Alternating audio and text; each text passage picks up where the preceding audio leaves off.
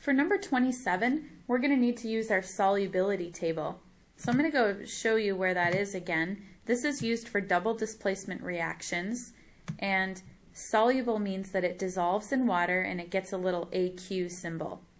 If it says not soluble, that means a solid precipitate or a chunk formed. And you'll notice this is where all the polyatomic ions and their names are listed too, so you'll have this on the exam to use. So let's first write out all of the products, and then we'll use our special chart to check it out and see if any of these are solids. So for all of these, the first two things are going to switch places. For this one, we have to figure out that tin, because it's with two negatively 1 charged chlorines, it must have a +2 charge. Because zinc is with two negatively 1 charged nitrates, zinc must have a +2 charge. So when they switch places, it's going to form SnNO3 and it's going to form ZnCl2. All right, we can check the list in between each. So let's check out tin nitrate and zinc chloride. So first, zinc chloride, you can see zinc is right here, chloride is here, that's soluble. Okay, so how about the other one? How about tin, which isn't listed on here, but tin would be a heavy metal. Tin nitride is also soluble. That means it dissolves in water. So no precipitate forms in number 27. These are both aqueous. I guess it says you're supposed to write no precipitate. How about letter B?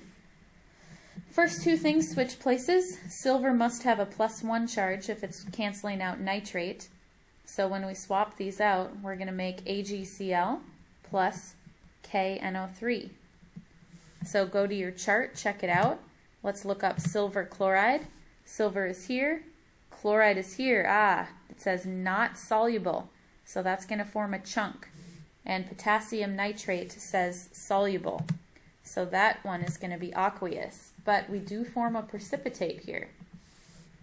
So this is a solid, this is aqueous.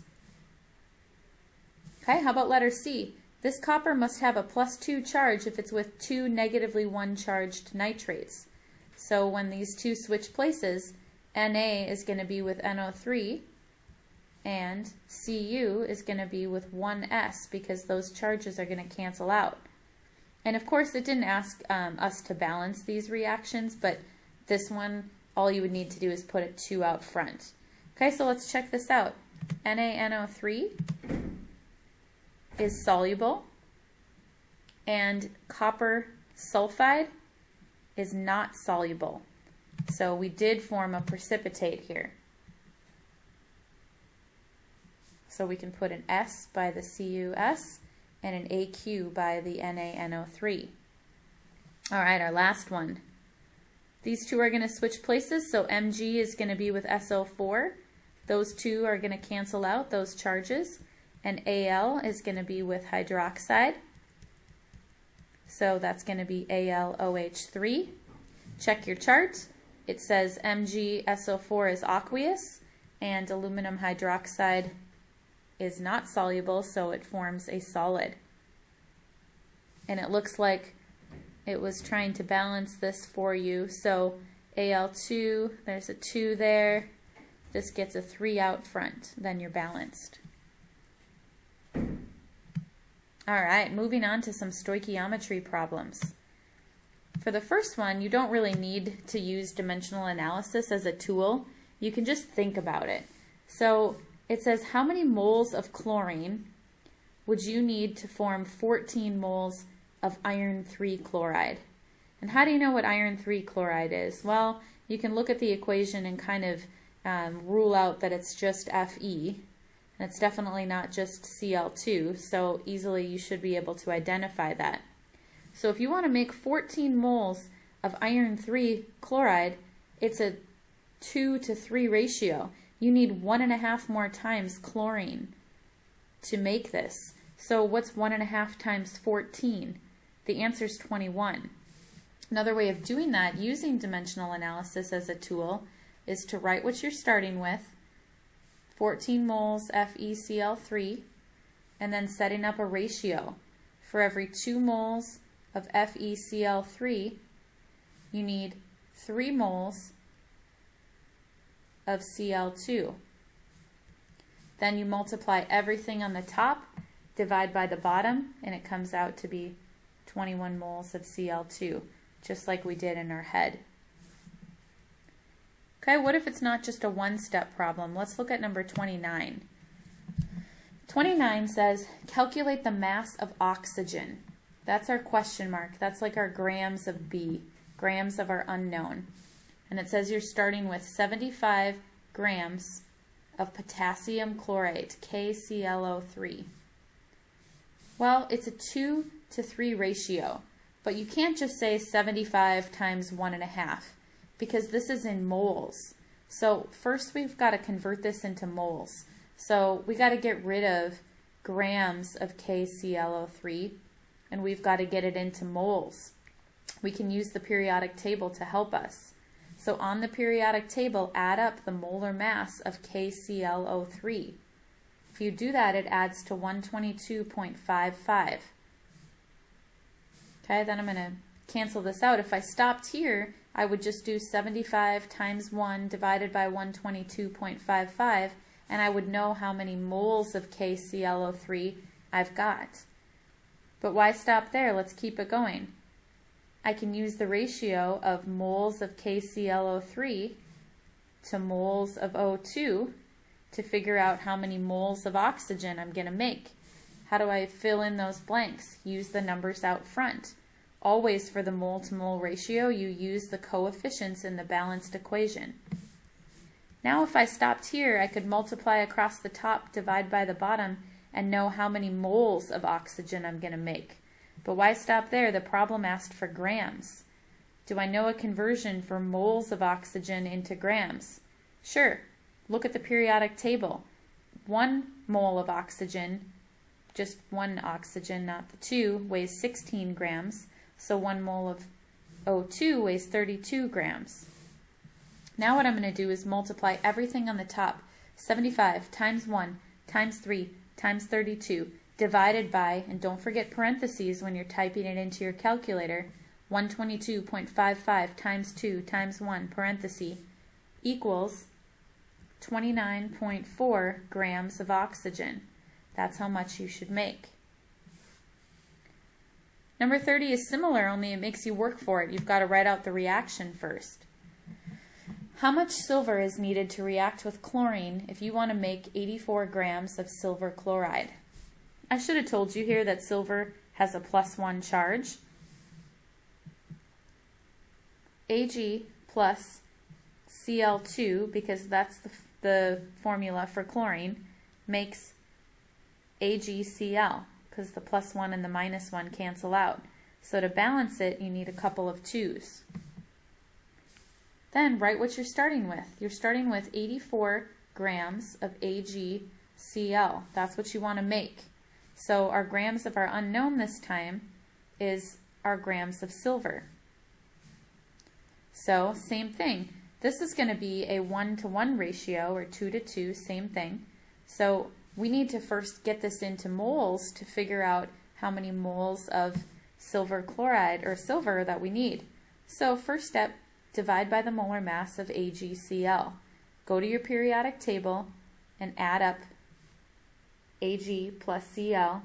It adds to 143.35. Then the easy part, for every 2 moles of AgCl, you need 2 moles of Ag.